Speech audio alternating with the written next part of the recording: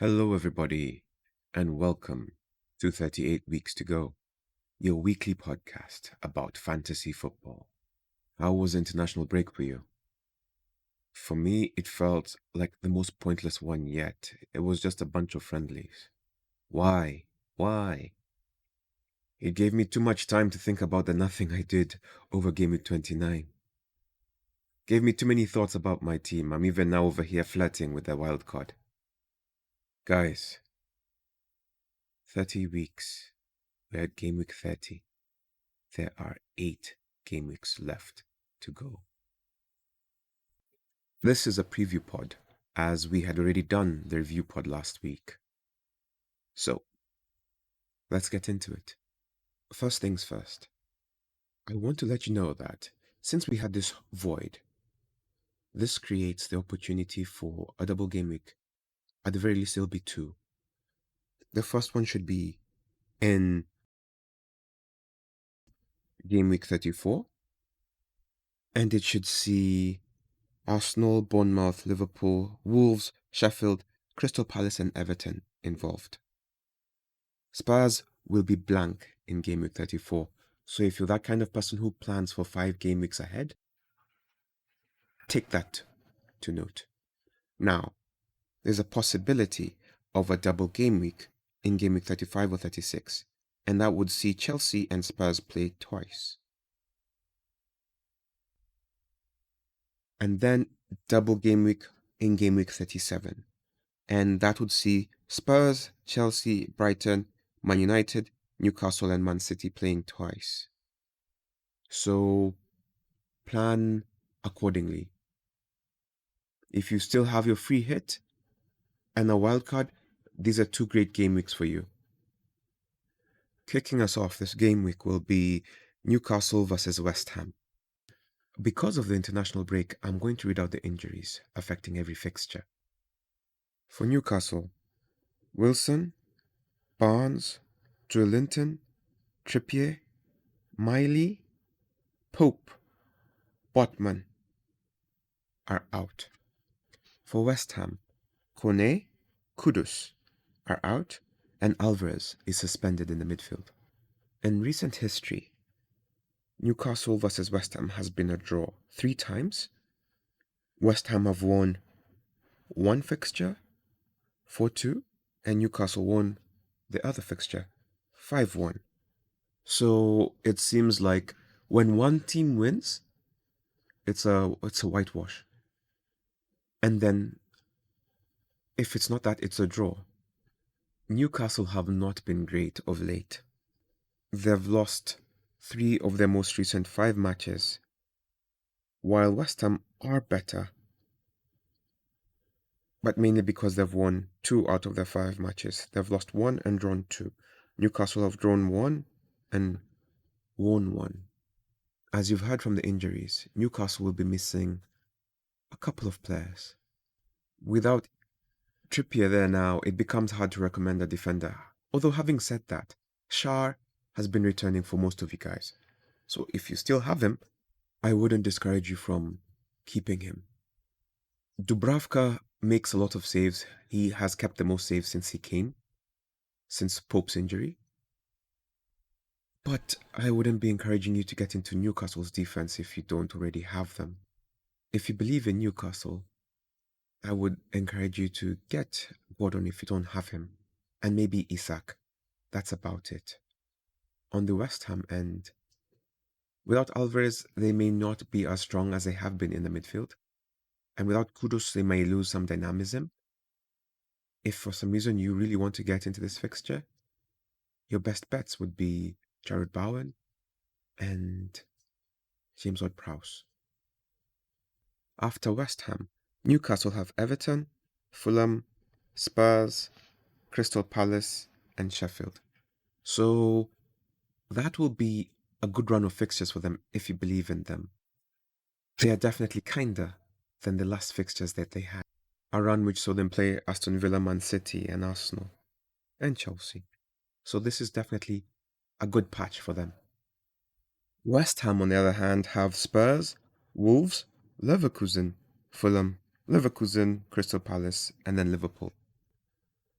they have a tougher set of fixtures coming up, and they're playing the unbeaten Leverkusen, so that will be interesting to see. So I would be encouraging you to get out of West Ham players. Bournemouth versus Everton. In the last four fixtures, played from 2022, you have Everton winning two, the most recent two games they've played, and Bournemouth winning the last two that they played. So it's evenly split. Now, the results are 3-0, 1-0 to Everton, 3-0, 4-1 to Bournemouth. So when Bournemouth win, they win big. Everton have not won a game in their last 8 matches. So it is very tough to want to be with them right now. There was a time it was popular to have Everton defenders, but that time is over now. They cannot protect their goal. Bournemouth disappointed me recently, so I am not hot on any of their players for now. But of course, if you have to have their players, you have to start with Solanke. Christie is the person who's created the most chances for them in the midfield. And Semenyo was hot stuff the last time they played when they came back 4-3 from the jaws of defeat to claim victory against Luton. And then if you have to, you can get a defender, Zabarani. For Everton, you can gamble with Harrison, Doucouré, Beto. Bournemouth, after the Everton game, have Crystal Palace, Luton, Man United, Villa, Wolves. So their fixtures get progressively higher in match difficulty. So if you have Bournemouth players, I would suggest you keep them for the next 2 to 3 game weeks, and then after that, get out of them. Everton, on the other hand, have Bournemouth, Newcastle, Burnley, Chelsea, and Forest. So it's a mixed bag. I can see them getting a result against Burnley and Nottingham Forest. In this fixture, for Bournemouth, Kelly, Sinisterra, Senesi, Aarons, and Fredericks will be injured. For Everton, Danjuma, Ali, and Ganageye is out. Chelsea versus Burnley. Now, let me read for you the list of Chelsea's unavailable players, or possibly unavailable players. Chukwuemeka, Nkunku, Ugochukwu, Holwell, Gusto, James, Lavia, Fofana. Those are many. For Burnley, Ramsey, Dakhil, Beyer, Kolyosho, Redmond. It's amazing that Chelsea still have so many players. Now, for Chelsea, they will have a double game week coming up in game week 34-35. So there's no harm in keeping Malo Gusto. He's cheap. You can keep him on your bench if he doesn't play. And then, of course, Palmer. And then after that, if you're really getting 3 Chelsea players, first of all, you're a real one. And that one is up to you. You could get Nicholas Jackson, but I don't see why. Actually, that third one is up to you. Just get 2. Malo Gusto because he's cheap, Palmer because he's amazing. I would read to you their recent fixtures, but at this point, you know that everybody has a favorable head-to-head against Burnley. If you're going to get a Burnley player, I would say Fofana, and that's about it. Because I can't imagine that you were over here looking at Burnley and saying, I want 2 to 3 players of theirs. Chelsea have Burnley, Man United, Sheffield, Everton, and then Arsenal. Their fixtures are a mixed bag. On one hand, they have difficult games, and then on the other hand, they have very easy games. So pick and choose well. All of Burnley's games are difficult, but we'll just go over them for parity. So they have Burnley have Chelsea, then Wolves, Everton, Brighton, and then Sheffield. And maybe only Sheffield is the one where you can be like, okay, I need Fofana for that game. Nottingham Forest versus Crystal Palace. Forest are in poor form and they haven't won a game in 5 matches. Forest have only 2 players out, Tavares and Aina. Crystal Palace have Doucouré, Schlupp, Raksaki, Gay, Franca, Olise, Ferguson, Holding, and Johnston out. So sometimes you just look at those people out and you're like, okay, I think Forest have a stronger chance. The recent head-to-head really only goes back to, at least in the Premier League, to 2022. And in that you have a draw, 0-0, a draw, 1-1, and a win for Nottingham Forest, 1-0. So it seems like this isn't a very exciting fixture. So it's either going to be a close 1-0 or a draw. But Crystal Palace have a bunch of people out, so that could tilt things in Forest's favor. If you are looking to get into Forest, you really have 3-4 choices. Those are many. The first is Morgan Gibbs-White because you know he will play. And then a choice of either Elanga or Callum Hudson-Odoi. And then you have a choice between Woods and Awoni because it seems like they're on rotation. Because Awoni always seems to be injured. So he may come off the bench or vice versa. That one is very difficult to know right now. But when both 100% fit, you know it's Awoni, but he's not 100% fit. From Crystal Palace, you have Mateta. And then you have Eze, of course, and Ayu, and that's about it. You shouldn't be getting into 3 players from that team, even if they have a triple game week. At this point of the season, all matches are important for these particular teams because they want to avoid relegation. Forest have Fulham next, then Spurs, Wolves, Everton. That's a nice fixture list. They can get something out of that. Crystal Palace, on the other hand, have Forest, Bournemouth, City, Liverpool, West Ham, Newcastle. So they will need this fixture more than Forest need this fixture because their difficulty of games really ramps up. Moving on to Sheffield versus Fulham. Now, at this point, I'm going to give you a spoiler. Gameweek 29 burnt me. And Fulham really outdid themselves, led by Muniz. So I'm having Muniz in my team. I am scarred. In their recent fixtures, they've only played in the Premier League this season. The previous histories and championships, so I'm not going to use that because those teams are different. So Fulham won their last game 3-1. It is an away game, so Muniz probably won't score, but I'm going to have him anyway. If you're getting into Fulham players, you know it's Muniz, Willian, Cordova-Reid, Pereira, Palhinha. And if you're into the defense, Castagna is a good option, and Robinson is a good option, and Leno is a good option. So basically, also Iwobi is a good option. Basically, their choices in Fulham, if that's how you want to go. Fulham have no injuries or absences for this game, while Sheffield, goodness, I feel bad for them because this season has not been good for them. Slimani, Archer, Basham, Jebison, Egan, Lowe, Norrington Davis. Those are the players out. If for some reason you feel like you want a Sheffield player, I would suggest Brereton Diaz, Hammer, and that's about it. After Fulham, Sheffield have Liverpool, Chelsea, Brentford, Burnley, and then Man United. Looking at Sheffield is like looking at Burnley. It doesn't matter who the next fixtures are, you know it's tough unless it's against each other. So I guess they have Burnley to look forward to. Fulham have Forest after this Sheffield game, and then Newcastle, West Ham, Liverpool, and Crystal Palace. So a mixed bag. On their day, they can challenge and beat anybody. So I wouldn't be surprised if they got results from these games. Tottenham versus Luton. Tottenham let everybody down last time they played football, including themselves. So they really have a lot to prove, and hopefully they will make a point or an example out of Luton. Now, having said that, everybody and their mother knows by now that Luton will score. So we are looking at a result, if favorable for Tottenham, that they will score 2 or more 2 in this game. Now that I've spoken so grandly, it's the point where I tell you the last time they played Luton were beaten 1-0.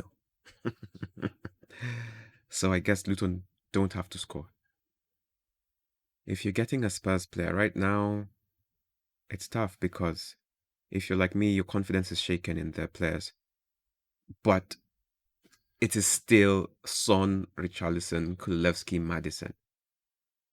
Not maybe not exact order, but those are their main players. And then if you're getting into the defense, you have either Romero or Poro or Udoji. I mean, they always have options, it seems. But that's it. Luton, you know it's Morris. You know you have Barkley. You have Ogbene Adebayo, Doughty. And that's it. Spurs have Luton, West Ham, Forest, Newcastle, and Arsenal. Up until Arsenal, all of those are winnable games. Luton have Arsenal, Bournemouth, City, Brentford, Wolves. Those are not easy games, but the funny thing about Luton is that they don't have that same air about them that Burnley and Sheffield have, even though they have poor form of late. In this game, Whiteman, Forster, Solomon, Van der Ven, and Sessegnon are injured for Spurs. For Luton, you have Lokonga, Bell, Potts, Adebayo, I guess Adebayo's out, Osho, Brown, Johnson, Anderson, Nakamba, and Lockyer. All of those are out. So, wow, I had no idea we were missing so many players. Aston Villa versus Wolves. Aston Villa will be missing Camara, Buendia, Ramsey, Hauser, Cash, Mings, and McGinn. For Wolves, they'll be missing Dawson, Wang, Bellegarde, Cunha, and Neto. So Wolves will be missing literally their best players. Neto, Cunha, the Korean guy out? Goodness, what will they do? I have to say, I'm leaning heavily towards Villa in this fixture. Watkins is your best bet. Douglas Luiz, Leon Bailey, and Diaby. If I had to pick a player from Wolves, I would choose Ait Nouri and Lemina and Sarabia. But Ait Nouri would be the first player I choose from Wolves. He has been in great form recently. So if you're looking to get a Wolves player, and like I've told you, all those other guys are out, anything good that will happen from the feet of Ait Nouri. The recent games have been very tight. 1-1, then 1-0 to Wolves, 1-1 again, 2-1 to Wolves, and then 3-2 to Wolves. So Wolves have a better record against Aston Villa, but Wolves are missing so many more players this time round. So I don't think that recent history should influence your judgment. But I had no idea they had such a poor record against Wolves. But Wolves are a good team. After the Wolves game, they have City, Brentford, Europa against Lee, then Arsenal, and then Bournemouth. So Villa's fixtures will be a bit tough. Wolves have, after Villa, West Ham, Burnley, Forest, Arsenal, Bournemouth. So their games are winnable, except the Arsenal one. Well, it really depends on when their players return, but those are winnable games. Brentford versus Man United. Now, in their recent history, you have Man United winning 1, 2, 3, 4 out of the 5 games. They are the better team. This makes sense. When you're looking at injuries and suspensions, you have Hickey, Me, Norgard, Pinnock, De Silva, Schade, Henry, and Reguilon out for Brentford. Wow, those are many defenders. No wonder they've been so bad this season. Anyway, Man United, Bayender, Martial, Casemiro, Maguire, Evans, Martinez, Shaw, Malacia, Ahmad. Wow, so many defenders out as well for Manu. But of course, Manu have better defenders left than Brentford do. From a fantasy perspective, our boy is back, Mr. Hoyland. And so, if you believe his form will continue, pick him. He will be a great differential for you. Apart from that, you have Garnacho, Rashford, Fernandez, and the super differential, the super sub, Mr. McTominay. They were impressive in that game they played against Liverpool. Maybe there's something there now. On the Brentford side, even though I wouldn't encourage you to get anybody from them right now, you really have Tony, Mope, That's it. Brentford haven't kept a clean sheet in 6 games, so they're likely to concede in this one. Just who? In the last fixture, McTominay scored 2 goals in the 90th minute. In the one before that, it was Rashford. In the game before that, Brentford hammered them 4. But most of those people who scored are injured. But if you noted, there was one player who's back that we haven't spoken about. Mbumo. Mbumo is back. Does that change anything? I guess we'll have to find out. So you have Tony, Mope, I guess Wissa and Mbumo. Brentford have Brighton, Villa, Sheffield, Luton, Everton, Fulham. So Brentford's games decrease in difficulty as the season goes on. So if you're looking for differentials after the Villa game, that would be a good point to get them in. Man United have, after the Brentford game, Chelsea, Liverpool, Bournemouth, Sheffield, Burnley. So their games will also become easier, but initially they'll be difficult. On Sunday, they have made it a super Sunday of sorts, and they only have 2 fixtures: Liverpool versus Brighton and Man City versus Arsenal, which will be the marquee game of the weekend. So let's look at Liverpool Brighton. Now, Liverpool have a couple of injuries. Alisson is out, Robertson is out, Doak, Curtis Jones, Nunez, Jota, Matip, Bayetic, Thiago, Alexander Arnold. Wow, Thiago hasn't even played this season. Interesting. For Brighton, you have Hinchelwood out, Milner, João Pedro, Mitoma, and Solly March. Goodness, when Solly March was there, Brighton was so good. Looking at their recent fixtures, Liverpool, Brighton drew 2-2 the last time they played. Brighton won 2-1 the time before that, 3-0 the time before that. Then they drew 3-3, and Liverpool beat them 2-0. So basically, this game is not easy for either side. It is challenging. I know we're over here thinking that Liverpool is just going to hammer them, but that might not be the case. It will be a competitive game. However, having said that, they're both missing key players. So it'll be interesting to see how the game actually shapes out. But it is not the walkover that you may have previously thought. Salah will be back, so it will be good to have Salah in your team. I guess Gakpo, if you believe in their defense, you could have the keeper Kelleher, or maybe Bradley, or Van Dijk. From a Brighton perspective, you would be looking at maybe Pascal Gross. If you're looking for a Brighton player, he should be the first guy you get. Then after that, you can go to the Adingras and the Estupinian, Ferguson, Welbeck. But that's about it. Salah coming back is going to make things a lot difficult for many managers because he's expensive. So people will have to move a lot of players just to get him in, mostly minimum 2. And that is one of the reasons I'm thinking of using my wildcard this weekend, in order to bring him, Watkins, and a Tottenham player. After Brighton, Liverpool have a walkover of a match against Sheffield. Then they play Man United and maybe they can revenge. Then they play Europa against Atalanta, then have Crystal Palace and Fulham. So these are all winnable games for Liverpool. Brighton have Brentford, Arsenal, Burnley, City, and Bournemouth after the Liverpool game. So their fixtures are not easy, but they will be competitive. Looking at the final match of the game week, this one changes the table. Both teams need to win this game. Whoever loses this game will feel like the season is over. You have Manchester City in the blue corner and Arsenal in the red corner. Manchester City will be at home. Manchester City and the Pep have a better record against everybody. So head-to-head doesn't matter. But what is actually important is that when playing Arsenal at home, Man City have won so far. They beat Arsenal 4-1 last season. Remember when Arsenal bottled it?